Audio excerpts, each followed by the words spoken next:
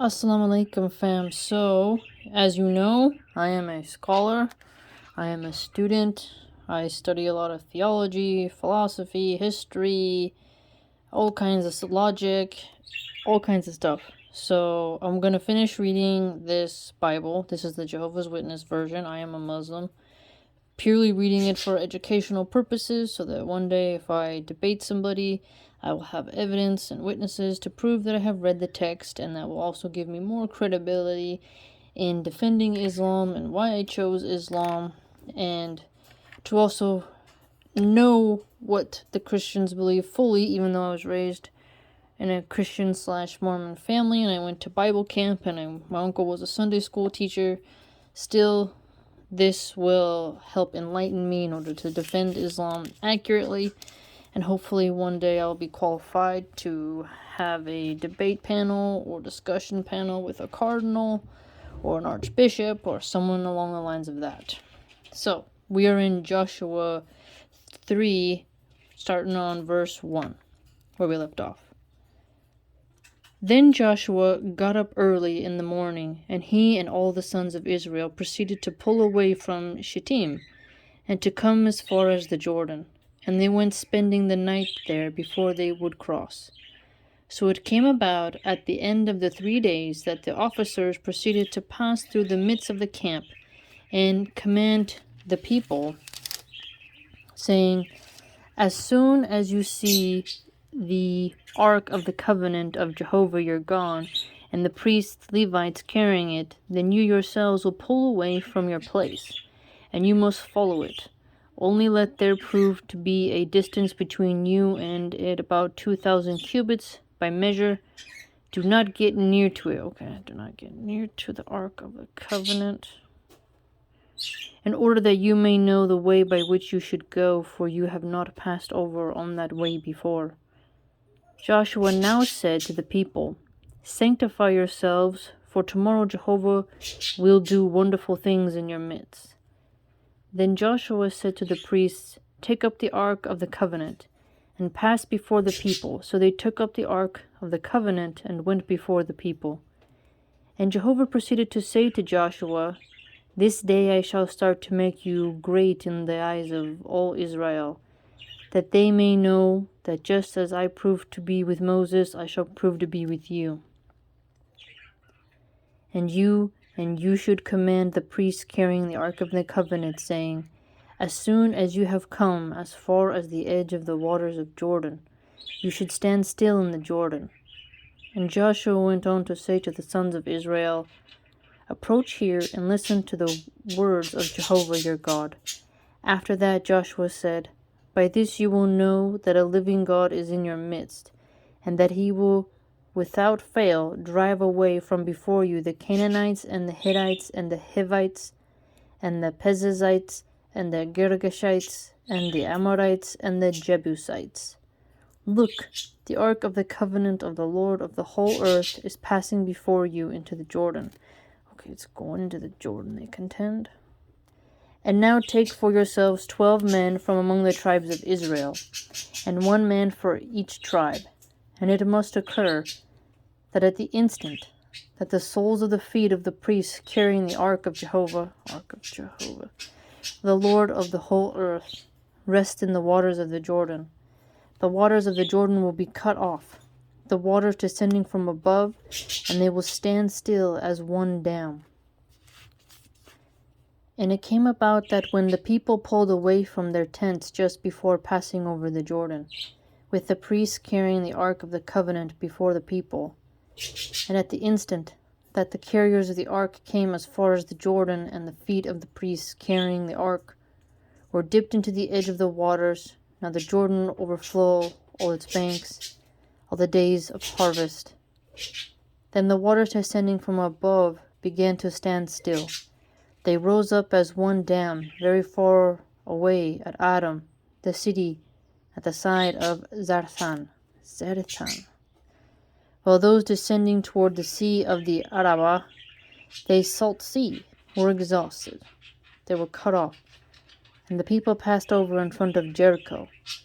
Meanwhile, the priests carrying the ark of Jehovah's covenant kept standing immovable on dry ground, in the middle of the Jordan, as all Israel were passing over on dry ground, until the whole nation had completed passing over the Jordan. Okay, now we're in 4.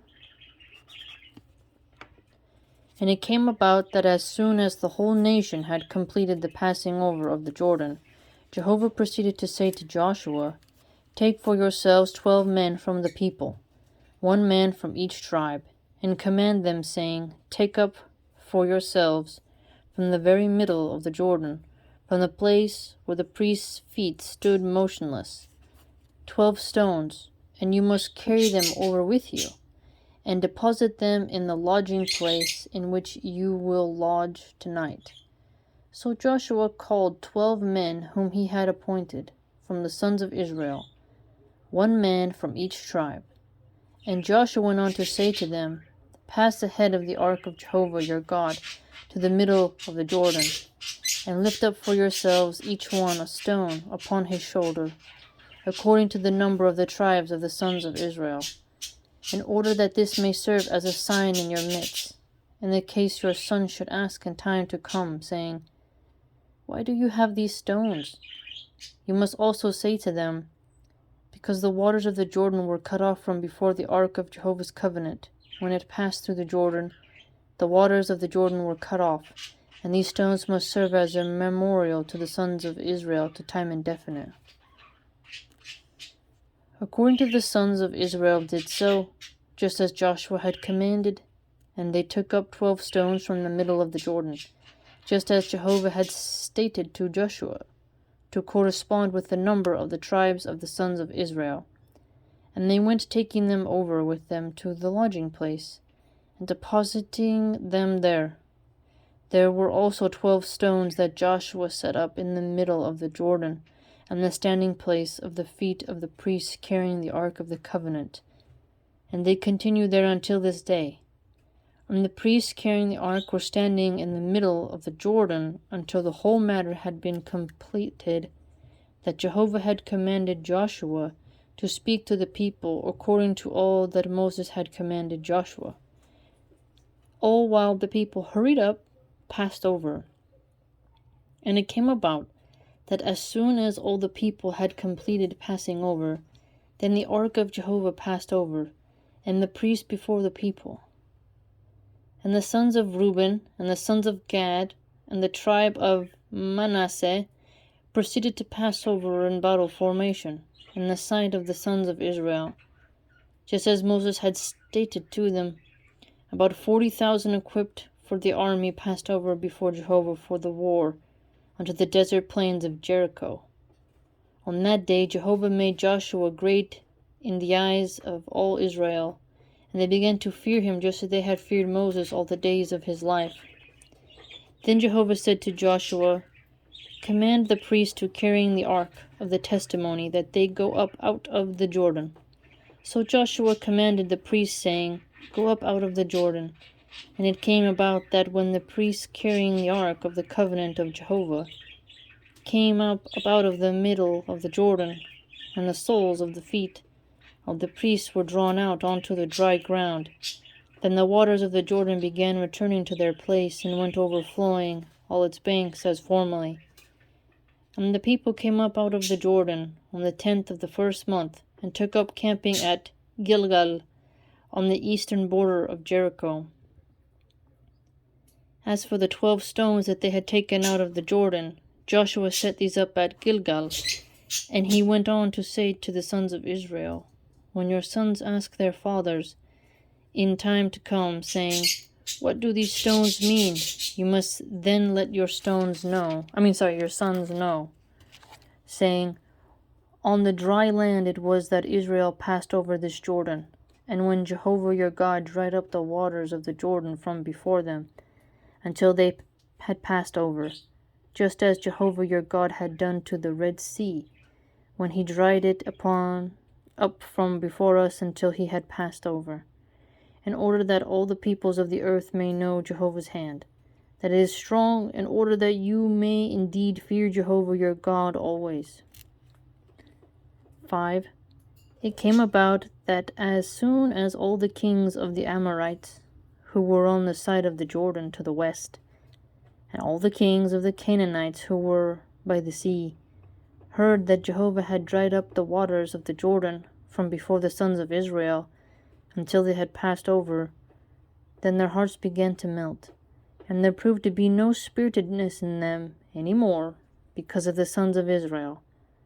On that particular time Jehovah said to Joshua, "Make for yourselves flint knives, and circumcise the sons of Israel again the second time." Accordingly, Joshua made flint knives for himself and circumcised the sons of Israel at Gibeath-haaraloth. And this was the reason why Joshua did the circumcising. All the people that came out of Egypt, the males and all the men of war, had died in the wilderness on the road when they were coming out of Egypt. For all the people who came out proved to be circumcised. But all the people born in the wilderness on the road when they were coming out of Egypt, they had not been circumcised.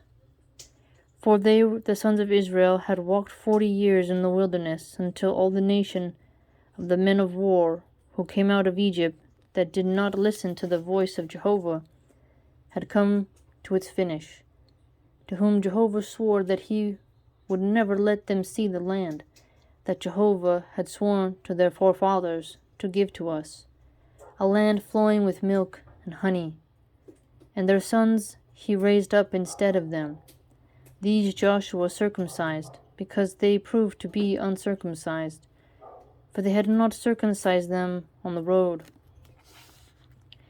And it came about that when they had completed the circumcising all the nation, they kept sitting in their place in the camp until they revived.